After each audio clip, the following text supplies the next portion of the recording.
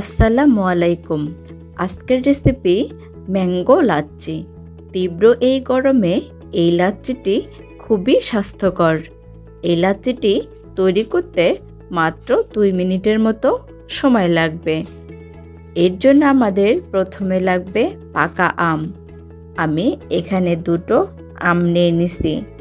আমটাকে আমি একটি ছুরির সাহায্যে কিউব করে কেটে নিয়ে নিব। আপনারা একটু চেষ্টা করবেন এখানে মিষ্টি পাকা আম নিতে।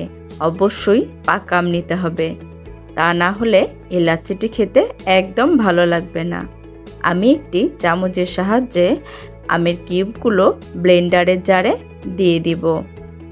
আমার সবগুলো আম এইভাবে কিউব করে কেটে নেওয়া হয়ে গেছে। এখন আমি অ্যাড করব 2 চামচ গুঁড়ো দুধ, দিয়ে দিব ফেটানো টক দই, আর দিয়ে দিব 2 চা চামচ চিনি।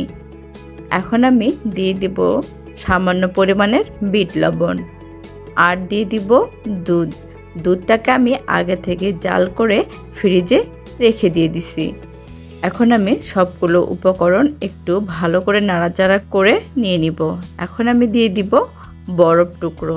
বরফ টুকরোটা দিয়ে ঢাকনাটা ঢেকে দিয়ে ব্লেন্ডারে ব্লেন্ড করে নিয়ে নিব।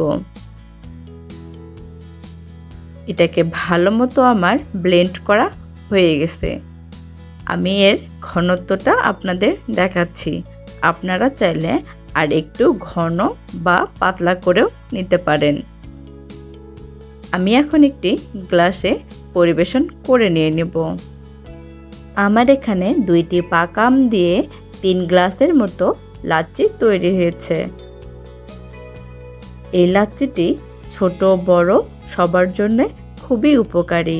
আপনারা এই লাচ্ছিটি কম উপকরণে এবং খুব কম সময়ে ঝটপট তৈরি করে নিতে পারবেন। আশা করি আমার এই রেসিপি সবার ভালো লাগবে। আল্লাহ হাফেজ।